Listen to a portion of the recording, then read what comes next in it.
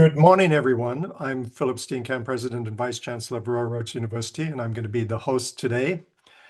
I'd also like to welcome Coltan Fagan, today's Pride keynote speaker, who I'm going to be introducing shortly. So welcome, Coltan.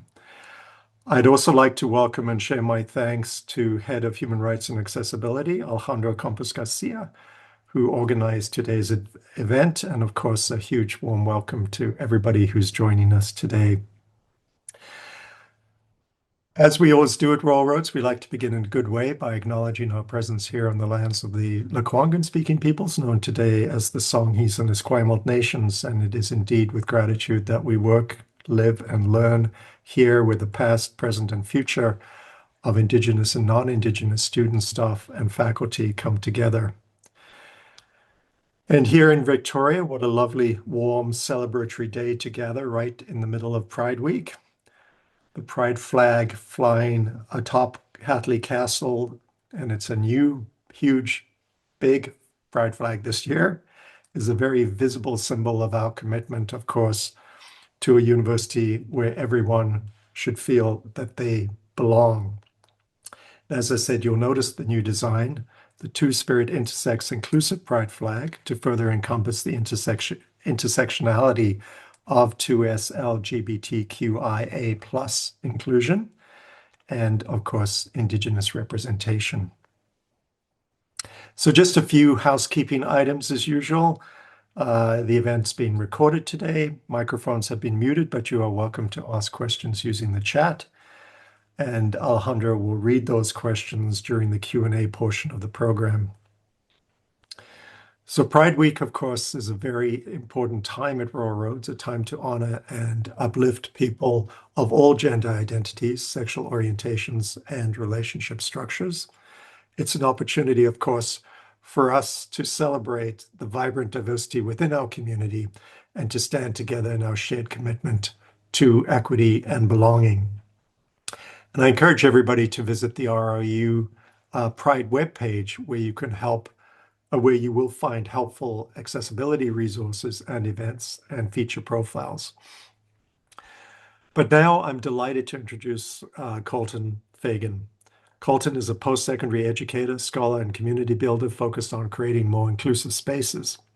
His advocacy began at Acadia University, where he helped reestablish the Student Pride Office, and continued, of course, during his time in the Masters of Arts in Tourism Management here at Royal Roads.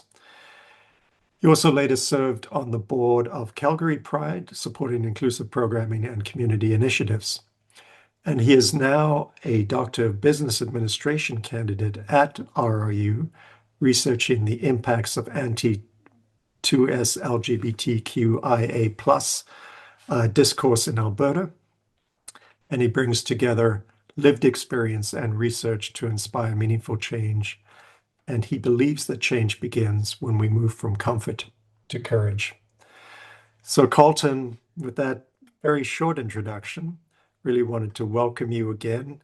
It's a great pleasure to have you with us today, and I'll turn the floor over to you. So thank you so much. Thank you for the introduction, Dr. Steenkamp. The last presentation I did, someone raised their hand 5 minutes in and was like, "Who are you?" And I was like, "Oh no, I forgot to introduce myself." So I don't have to worry about that this time. So thank you. Good morning, everyone. It is an honor to be here as part of Royal Roads University Pride Week. I want to start by thanking some people as well. The organizers and contributors who made this week possible. Thank you to Alejandro for the invitation to serve as this year's keynote speaker. Thank you to my supervisor, Dr. Bird, for your ongoing guidance and support. And thank you to my husband, John Michael, who has been very patient as I enter the halfway mark of year 6 of my doctoral journey. Let's get those slides up if they're great. So again, as you knew from the invitation, we're looking at From Comfort to Courage, leading through times of change. And today I was deciding, am I presenting on my research? Am I giving kind of a background story of my experience? And the two are one and the same. So that's what we're going to look at today. Next slide, please. So today I'm presenting from the traditional lens of the Nitsi Tapi Blackfoot and the people of Treaty 7, which includes the Siksika, the Piikani, the Kainai, the Tsuut'ina, and the ERA, Nakota, Bearspaw, Chiniki, and Goodstoney. We are situated in areas the Blackfoot tribes traditionally called the Mokistissa, where the Bow River meets the Elbow River. We now call it the city of Calgary, which is also home to Métis Nations of Alberta. Throughout my career, I have had the privilege of working alongside many Indigenous leaders within the Two Spirit community. Their generosity, knowledge, and perspectives have deepened my understanding of healing through land, community, and connection. I also want to recognize Warren Winnipeg and Talani for the important work they continue to do in supporting the 2S LGBTQIA+ community here in Alberta. Slide. So, in today's speech, we're going to start off with my story. I'm going to talk about the little bit of the theoretical framework, signaling theory, go over a quick case study, discuss my research aim and purpose, findings from RO1, talk about a little bit about next steps in my research journey, and then, of course, leave time for discussions and questions. In terms of rules of engagement today, feel free to use the chat, have conversations in the chat while I'm speaking. Use emojis. I can't see you, so put that laughing symbol there, the balloon, the heart, whatever you feel like. Save questions for the end. Thank you, Amara. And I saw GB's earlier. Save questions for the end. I typically don't do this, but I'm going to get on a roll and don't want to kind of break it up in between. And of course, be respectful of all perspectives and experiences. And I've already given thanks today, but everyone who's joined here today, thank you for taking the time out of your day, whether you're a colleague, a friend, family, or someone I haven't met yet, and a future friend. So thank you for joining today. Slide.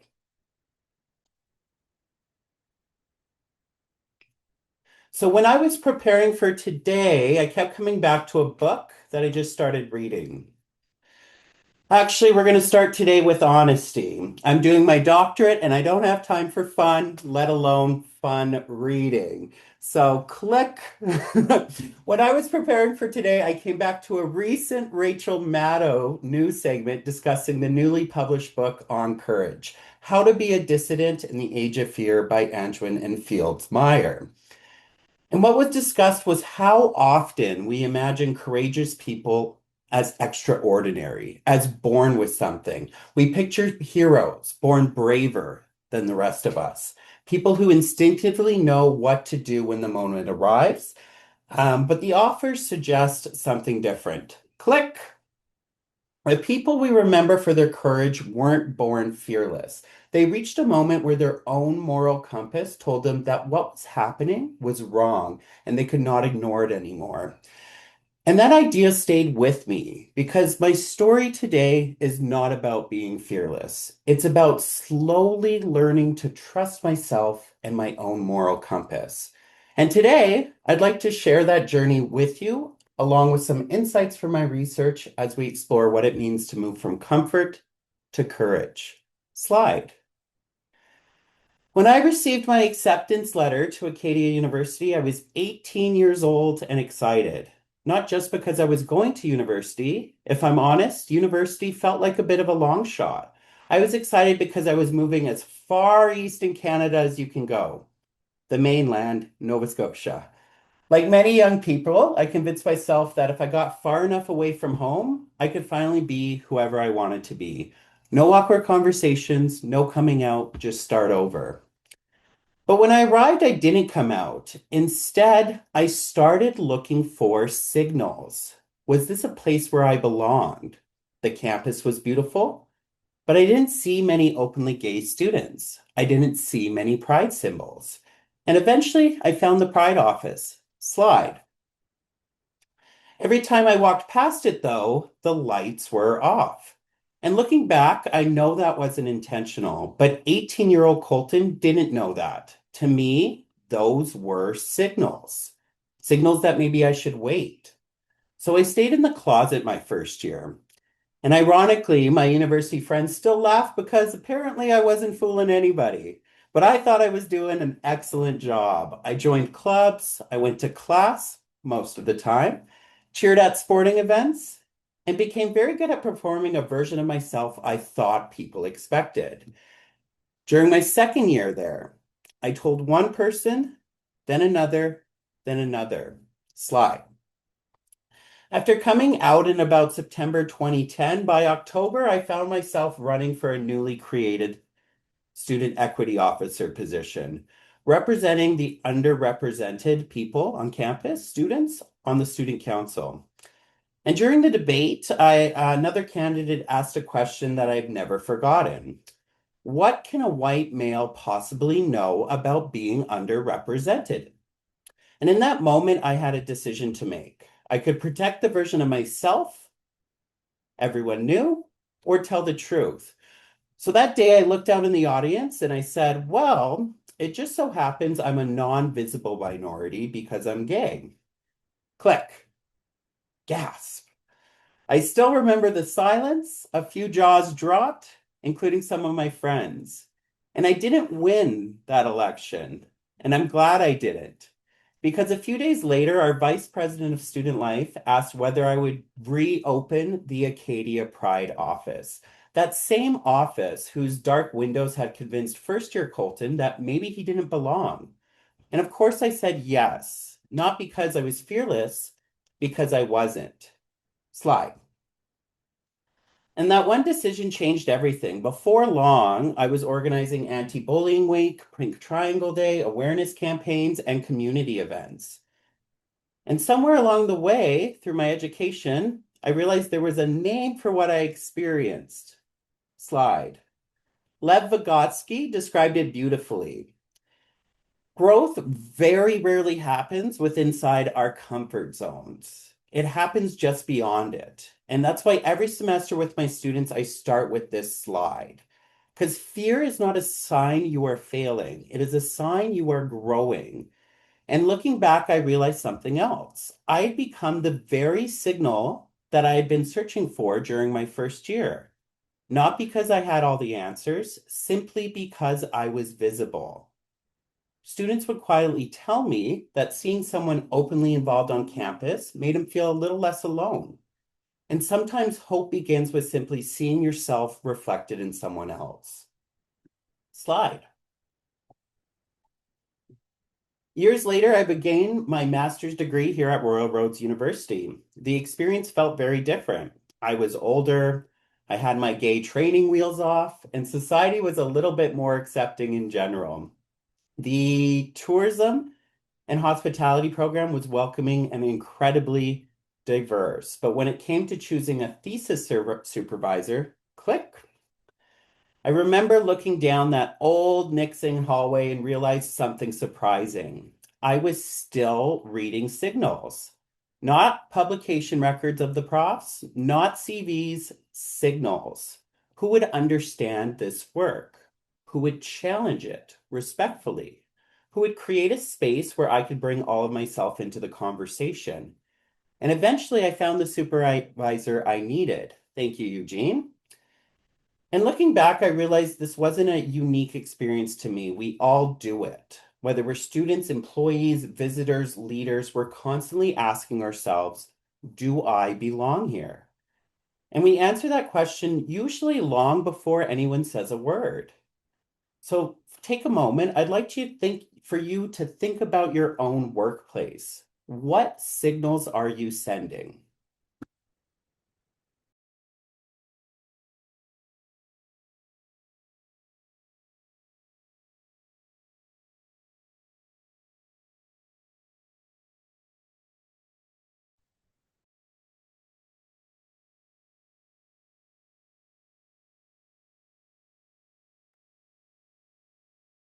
We can have that as a discussion question at the end. But if you were thinking, hey, I send signals of I have a rainbow at my desk and so forth, click. As of beginning the September team, pride flags will no longer be permitted in Alberta public classrooms. So the question becomes even more important. If those symbols aren't available, those traditional ones, what other signals can we send? Because belonging is not created by a flag, it's created through hundreds of small moments that quietly tell someone, you belong here. Slide. A few years later, I began my doctorate of business administration at Royal Roads, and walking across campus for my first time, those familiar feelings returned. I kept hearing the same questions. School felt a little different for me. And then kept being asked, Colton, what is the contribution to business in this research? And as a queer researcher studying queer issues, it became personal. Every presentation felt strangely familiar, almost like coming out. Will people like my research? Will people like me? Does this research belong here? Do I belong here? And without realizing it, I built walls around both my research and myself. Then our department head Hassan kept reminding us, and some of my colleagues out there know what I'm about to say, nothing bad will happen. At first, I took that literally. Well, this is nice. We've reached that stage in education where we can't fail. Then last August, I received a number three, major revisions, and you have 90 days to rewrite your proposal or you're out of the program. And I remember thinking, Hassan, I'd argue something bad just happened here. But I misunderstood the signal. From my perspective, he wasn't talking about the outcome, he was talking about the process. Research becomes stronger when we invite people to challenge it. Academic growth requires that vulnerability. Slide. So this past February, residency felt completely different, healing almost. I somehow found myself on another stage with another microphone. Uh-oh. Only this time I didn't have to come out. The suit said it all, team. So for the first time in years, I wasn't trying to separate the researcher from the person. When I walked into a room full of students with the new 2025 cohort, because again, I'm taking my time in year six, I was nervous all over again. Then GV and Mina walked over, hugged me, and told me exactly where I was sitting. I didn't get a choice. And honestly, I'm glad I didn't, because every wall I'd spent years building started to come down. And those simple acts of kindness sent a powerful signal. You belong here. And looking back across these three university experiences, I realized my story was never really about coming out. It was about signals, the signals I searched for, the signals I misunderstood, and the signals that gave me courage, and eventually the signals I'd become for someone else. So as I reflected on those experiences, I realized there was already a name for what I've been experiencing all along. Slide. Within my research, this is called signaling theory. And the concept is very simple. Every day we make decisions based on signals. Think about the time you last booked a hotel. What did you do? You probably read reviews and looked for a photo before deciding to book. Those were signals. Universities send signals. Employers send signals. Cities send signals. And sometimes those signals are intentional, like a welcome sign. Sometimes they're structural, like policies or legislation. And whether we realize it or not, those signals shape how we perceive risk, opportunity, and belonging. Students decide where to study, employees decide where to work, businesses decide where to invest. And that made me wonder if individuals, governments, and organizations send signals, can those signals influence economic decisions? Those questions became the foundation of my doctoral research. So I'm not asking if one policy automatically causes an economic outcome. I'm asking whether public discourse and government policy function as signals that can influence how people and organizations make economic decisions. Slide. The literature suggests they can. Much of the research describing thriving 2S LGBTQIA plus communities, they describe them as symbolic canaries in a coal mine because they signal openness, inclusion, and diversity. Those signals extend well beyond the queer community. They communicate whether a place is welcoming of talent, entrepreneurs, investors, and innovative business.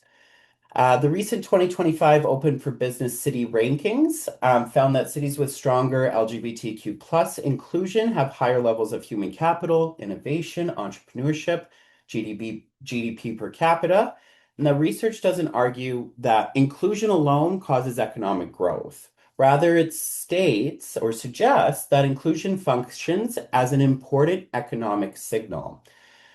So that led me to another question. If inclusion sends a signal, what happens when that signal changes? Slide. One place we've already seen that question play out is North Carolina. In 2016, the state passed House Bill 2, commonly known as the bathroom bill, that forced transgender individuals to use public restrooms corresponding to their sex at birth. And whether people supported or opposed that legislation is not my focus. What interests me is what happened next. How did organizations around the world interpret that signal that North Carolina was sending? Some viewed the state as less welcoming for employees, customers, visitors, and those perceptions quickly translated into business decisions. Slide. Within 2 weeks, PayPal canceled a planned expansion. Deutsche Bank froze new investments. CoStar withdrew more than 700 planned jobs. The NBA relocated its All-Star game. And eventually, the Associated Press estimated that these decisions could cost North Carolina $3.7 billion. Whether that estimate is exactly right is not the point. The point is, organizations weren't simply responding to legislation. They were responding to what that legislation signaled about the place. And that case made me wonder, could governments unintentionally send those economic signals through public policy? And if we do, how do we measure them? So this brings me to the scope of my research. Slide. Unlike North Carolina, Alberta hasn't experienced one single defining policy. Instead, it has introduced a series of policies affecting transgender and gender diverse Albertans. Bill 26, restrictions on gender affirming healthcare for youth. Bill 27, school pronoun and parental notification requirements. Bill 29, restrictions on participation in female amateur sports.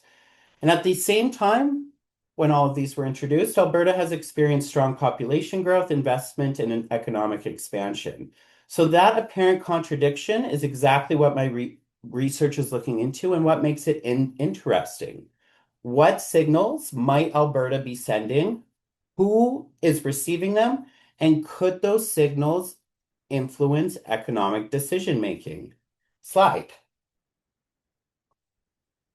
So at its core, my research asks whether public discourse can function as an economic signal. More specifically, the aim is to examine whether anti-2S LGBTQIA+ discourse correlates with changes in Alberta's economic development indicators and whether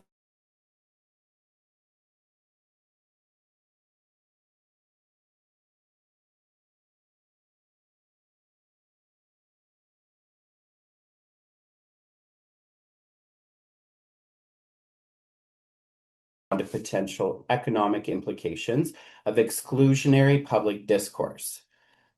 Relates to business. I do have 3 research objectives. Next slide. Today, we're only talking about research objective 1, and that's to analyze contemporary and societal policy context of anti-2S LGBTQIA+ discourse in Alberta, with a focus on identifying dominant themes, trajectories, and patterns relevant to Calgary's economic environment. So looking at where are we at today, what's going on, kind of the where are we now before we discover where we would like to be and how do we get there. Research objective 2 will explore proxy measures, and 3 will be looking at a practitioner-facing document. So again, this research objective will first look at, this presentation is going to focus on research objective 1. Slide. So how has the conversation surrounding the 2S LGBTQIA+ communities evolved over time, and how's our economy doing? So to answer that question, I conducted 2 content analyses. The first examined more than 1,200 CBC News articles using the search term LGBT, providing a national picture spanning almost 2 decades. The second examined nearly 700 Alberta news articles from CBC News, the Calgary Herald, the Globe and Mail, using the search term transgender and Alberta. And together, these data sets allowed me to compare the broader national conversation with Alberta's evolving policy environment. Slide. So let's begin with the national picture. One of the clearest findings is that the conversation changed over time. Earlier coverage focused on visibility, pride, equality, community, and inclusion. So that's the blue line there. By the late 2010s, however, politics and public policy had become the dominant conversation as governments introduced legislation and public debate intensified, the yellow line. And what struck me most while coding these articles was like it almost felt like reading two different eras. Early stories celebrated pride flags, marriage equality, expanding rights. And a decade later, many of those same stories were asking whether pride flags should remain, whether rainbow crosswalks should exist, and whether previously established rights should continue. So the conversation itself changed. We kind of had three phases. Once again, visibility of inclusion, institutional recognition, and then backlash and contention. So those were the dominant discourses. Slide. The Tones tells a slightly different story. National coverage became more political long before it became predominantly negative. So this is still the national with CBC. Positive coverage remained the dominant tone for much of the study period, with negative coverage only overtaking it near the end of the data set. In other words, what the media discussed changed first, and then how it was discussed, those issues changed more gradually. Slide. Now, moving on to Alberta, Alberta told a much more concentrated story. From 2014 to 2018, the coverage largely focused on expanding rights and inclusion. Again, that green line. In many respects, Alberta was viewed as a leader, introducing policies that actually expanded participation and recognition for transgender Albertans. And beginning around 2019, however, the conversation shifted. By 2021, politics and public policy had become the dominant lens through which transgender issues were discussed. And what struck me most was the contrast. The same province, once recognized for expanding protections, was now debating whether those protections should remain. And watching that shift unfold article by article was remarkable. I got goosebumps again.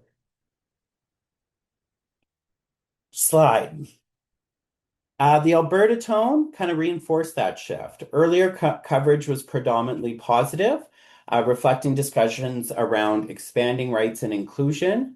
As the policy environment became more contested, neutral reporting increased before negative coverage became dominant tone of 2025. And together, these four figures kind of tell one consistent story where nationally the conversation gradually became more political. And in Alberta, that shift occurred more rapidly and became closely tied with provincial policy. Yet one thing remained largely absent, the business and economic discussion in these articles. And if public discourse was changing this significantly, could those changes also be sending signals that influence economic decision making? Slide. To explore that question, I turned to Alberta's traditional economic indicators using data from the Government of Alberta dashboard and Travel Alberta. Overall, Alberta's economy remains strong. GDP, employment, and average weekly earnings have increased since 2021, while GDP per capita has remained relatively stable despite rapid population growth. So at the macro level, there's little evidence of broad economic decline following those recent policy changes that we saw in North Carolina. But macroeconomic indicators measure the overall health of the economy. They may not detect more subtle changes in how people, organizations, or businesses respond to public discourse. So I asked another question. Slide. Are people choosing Alberta? If Alberta's reputation in this regards was declining, we might expect fewer people to move here. I saw something in the chat. I would never live in Alberta. So I was seeing, are other people saying that? But instead, Alberta has added more than 1 million residents since 2010 and experienced record migration in 2023. As of today, people continue to choose Alberta as a place to live and work. So the next question is whether businesses are making similar decisions. Slide. Business indicators tell a similar story. Capital investment has recovered strongly since 2021. Business formation has returned to positive growth, and the number of active businesses continue to increase. Together, these indicators suggest businesses continue to invest, expand, and operate in Alberta.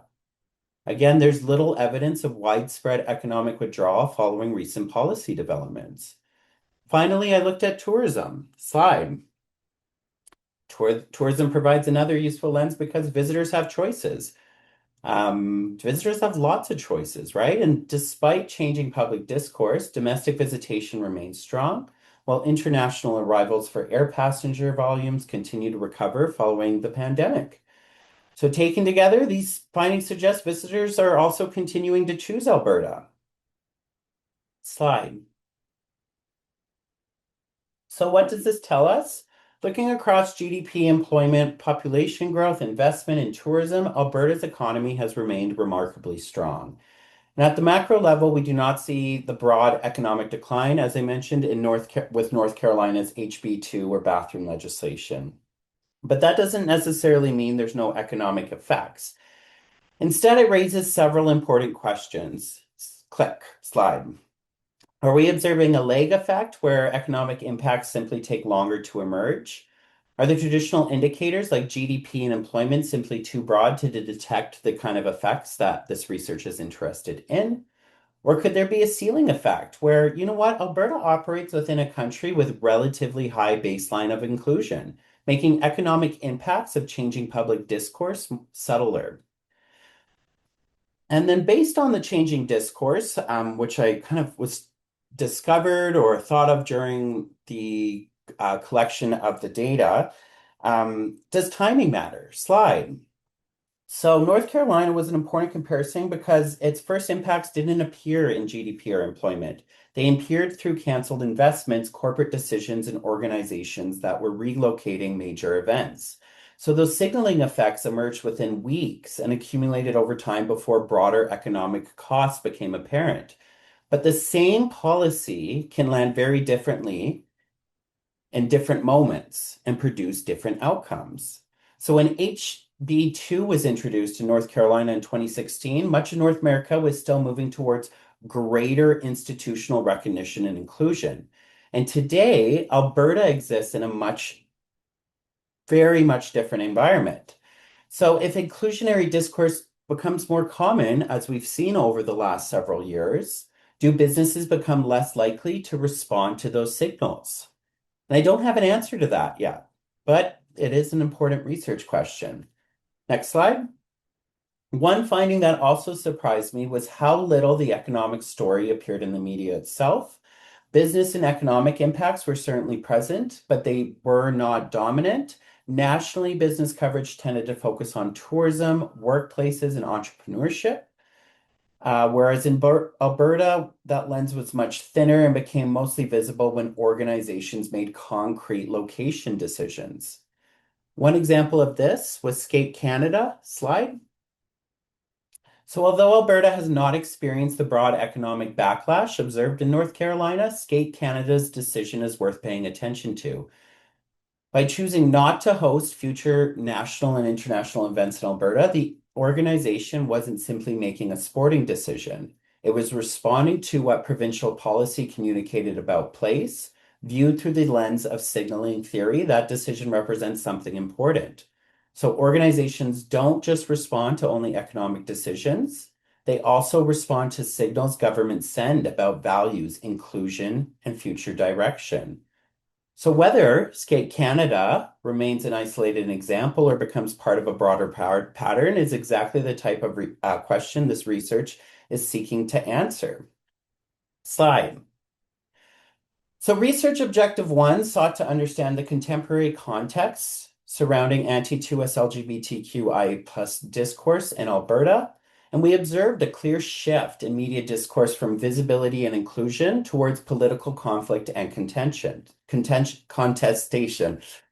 At the same time, Alberta's traditional economic indicators remain strong. Together, those findings suggest that if public discourse influences economic development, the effects are likely to be more nuanced than those broad changes in GDP or employment or other examples provided today. So that will lead us into research objective 2, where I then begin exploring whether more sensitive proxy measures can better detect those relationships. So stay tuned for that event date. Next slide. So today I'd like to finish where I began with a paraphrase from On Courage, click. And we often think of courage as standing in opposition, but perhaps people don't choose opposition at all. They simply choose to live authentically. And it's the environment around them that turns that choice into an act of dissent. And that really resonated with me because I never set out to become an advocate. I never set out to study the economic impacts of anti-2S LGBTQIA plus discourse. I simply wanted to live authentically, to create spaces where others could do the same, to ask questions that I believed were worth answering. And looking back now, I think about that young kid with the Farrah Fawcett hair standing there holding the purple balloons, and I tell them, you were a lot braver than you knew. Not because you had all the answers, not because you weren't afraid, but because even then you kept choosing to live according to your own values.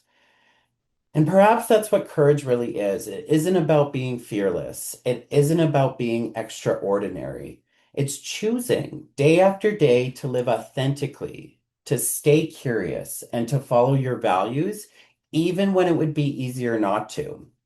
So, if there's one thing I hope you take away today, it is this. Courage is not reserved for those extraordinary or those superheroes. It lives in everyday decisions.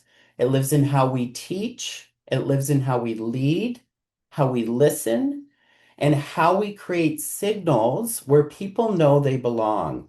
And sometimes it begins by simply choosing to be yourself.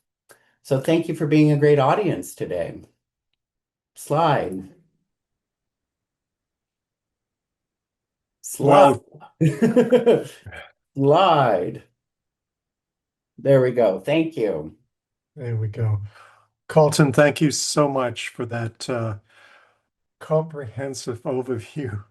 Lots of interesting data there. I know many of our staff and faculty will be very interested in following your research as it proceeds. Having just come back from Alberta too, in talking to many university presidents there, I sort of know the challenges that people are dealing with there and the kind of importance of courage and how you operate in that kind of environment is, it's extremely complicated. And, here in BC, we've sort of been insulated from some of what's going on in other jurisdictions in North America, but that doesn't mean that we won't be facing those issues here ourselves. So it's very interesting to hear, to hear about your research. So we are going to we've got some good time for Q&As right now. And just as a reminder to folks, please do pop your questions into the chat and Alejandro will read those out. And I've got many questions, but I'm going to turn to Alejandro and see if there are some questions in the chat and we'll get going with those. Thank you, Philip. Yes, there are questions and comments, and and the questions and comments are very long. I don't know if I would like to read them. I prefer to invite maybe if Jessica Simpson really want to at least choose one of the comments and questions and to ask this directly to Colton, I think would be more than dynamic and easier to manage. Okay, thank you. Yeah, for sure. Thank you, Alejandro, and thank you, Colton. One of my first questions is, and amazing presentation, by the way. If BC is perceived as under-recognizing, under-classifying, or under-prosecuting hate-motivated offenses, could that failure produce measurable economic consequences beyond the immediate criminal justice context? For example, we've seen recently in Surrey, the Pride sidewalk get defaced, and police and Crown look at that as mischief over five. So I'm curious that if when incidents that are targeting obviously to us LGBTQIA plus communities, they're treated as property offense, primarily as property offenses or as public order issues rather than conduct that communicate exclusion, intimidation, and social hostility. May that affect tourism, business investment, labor mobility, talent attraction, retention, university recruitment, and the willingness of 2S LGBTQIA plus people, families, students, workers, and allies to participate fully in public life? Great question there, and thank you for the compliment. And I see that as kind of twofold. So again, I'm not saying one incident or one thing is going to relate to economic incomes, but it can provide signals, and that one's almost twofold. So if you deface a pride flag, a sidewalk, protest outside of a drag reading event, that first sends a signal. And then if you're being charged by the police or convicted in courts, that would send a signal as well of how serious that the provincial government is taking this. Is it classified as mischief? Is it classified as a hate crime? So I think those would send two different signals. And again, whether that has economic outcomes is what I'm looking into right now. But yeah, those would send different signals, and then how it's dealt with as well. Does that answer your question? Yes, thank you.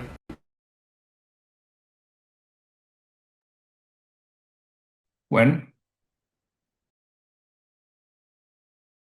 Thank you. Thank you so much, Colton. This is fascinating research, and I really appreciate the way you shared it. I am wondering, it seems to me that this research would be really important for the province and municipalities.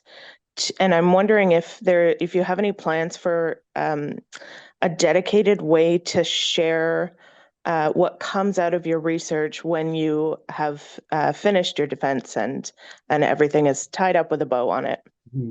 So thank you, Gwen. I've actually incorporated that into the research process. So RO3 is kind of a member checking inspired process. So I'm going to be working with the Alberta 2S LGBTIA plus Chamber of Commerce, as well as other economic organizations as part of RO3 to be like, how do we package this as a bow where it would make the most impact? So that is actually part of my process.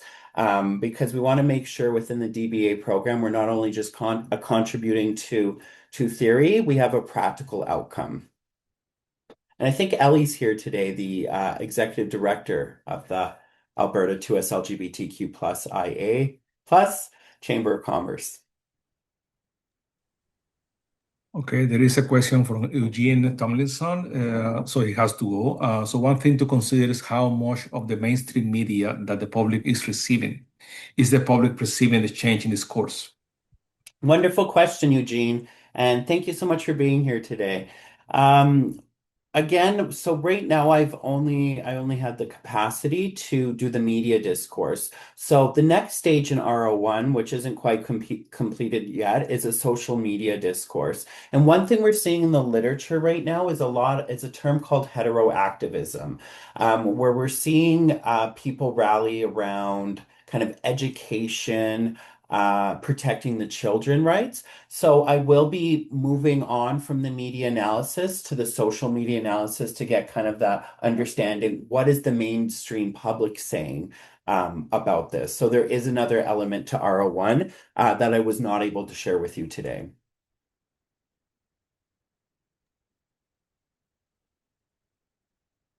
Back to you, Philip. There's no more questions. In case there is more questions, please post them in the chat or ask them directly to Coltan, please. Yeah, Colton, thank you. I'm sure we're going to get some more questions in. I sort of go back to what I was talking about a little bit too, and just the challenge of operating in a public sector organization in Alberta right now. And I think about my colleagues at universities there, and I think you know that we have 3 out gay presidents in Alberta at least. University of Alberta, Mount Royal, and also um, in the other university, McEwen in Edmonton. Um, and just extremely personally challenging for those folks to have to bring forward what essentially are anti-trans policies as an example. And I just sort of reflecting on your theme here of moving from comfort to courage, and maybe this is me asking for some personal advice here. When when you're faced with these kind of government actions, any sort of observations or any examples you've seen about how people have been able to navigate these spaces when you essentially are dealing with your primary funder on one side and bringing forward things that are completely antithetical to the values of your university and the community in your university. Just any reflections on that and on those challenges. Oh, that is a very good question and kind of opened my eyes a bit because I haven't really looked at a specific sector. I've been looking more Mm. broadly. But it makes a lot of sense what you're saying there when your main funder is coming from the government and if you disagree with the values, fortunately you still have to operate sometimes, right? And then maybe that's what we're also seeing with the businesses and the signals they're getting coming to Alberta and so forth. Um, I guess within my research right now, yeah, when looking at the North Carolina situation, we were just in a very different time there. And discourse from today is going to be different tomorrow, right? So kind of do you want to be on the right side of history in a certain situation when it does change for better or for worse from there? Yeah, it's an interesting issue, and I think business leaders are probably facing it as well, because they're businesses are notoriously fickle. They sort of figure out which way the wind is blowing on these things, and we've seen businesses in the United States take some pretty bold stands in supporting rights generally, and then switch pretty quickly when there's been a kind of backlash. And it's just that kind of navigation is kind of really, really challenging. And we're thinking here at Royal Roads about how we create a kind of more resilient community, given that we could potentially face these headwinds. I mean, if you look at the polling here, we could, well, have a conservative government here in a couple of years' time. And some candidates in the leadership, spoke about potentially banning land acknowledgements, which is another set of issues, of course.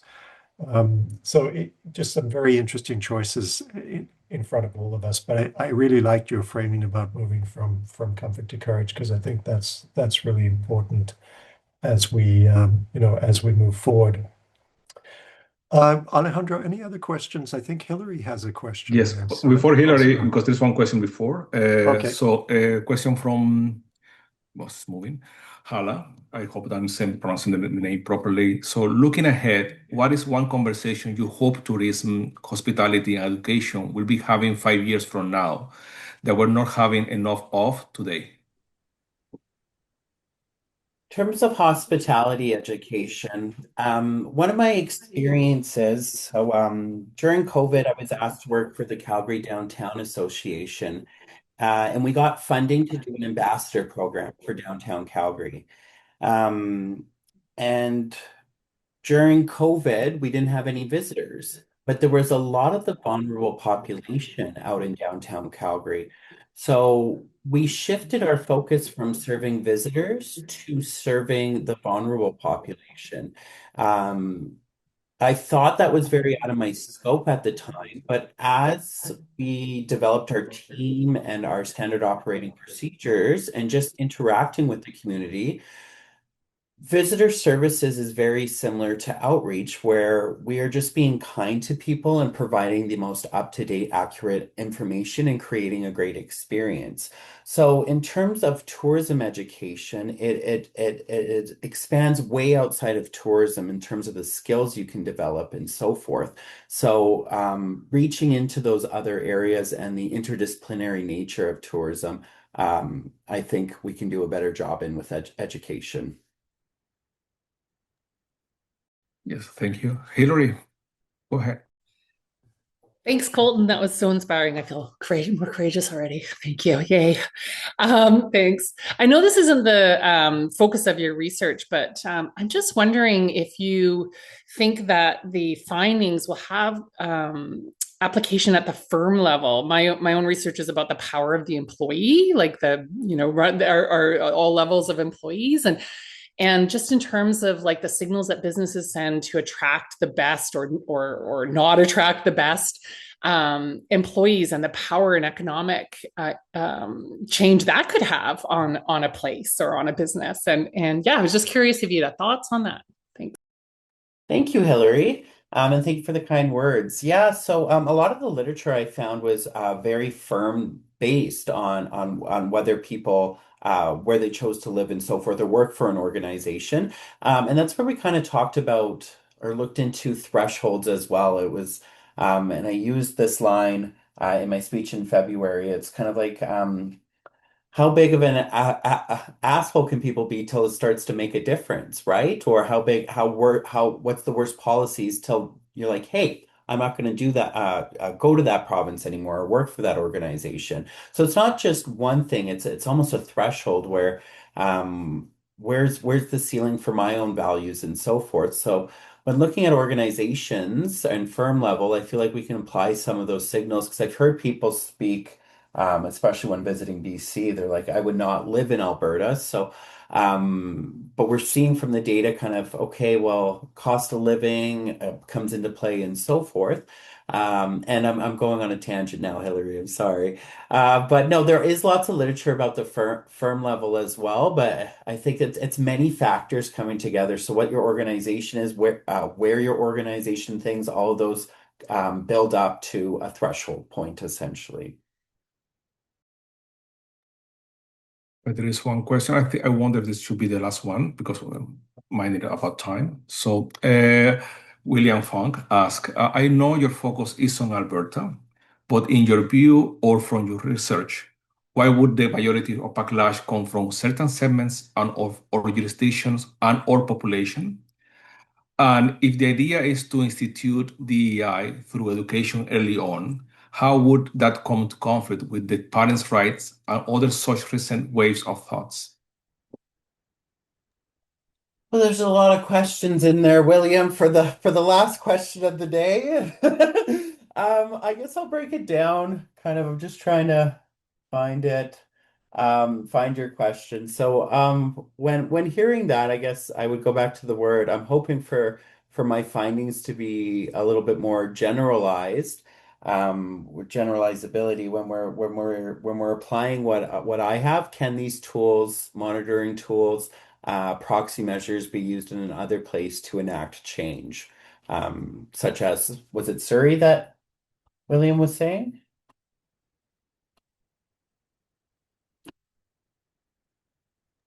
No, it's not sorry. It was about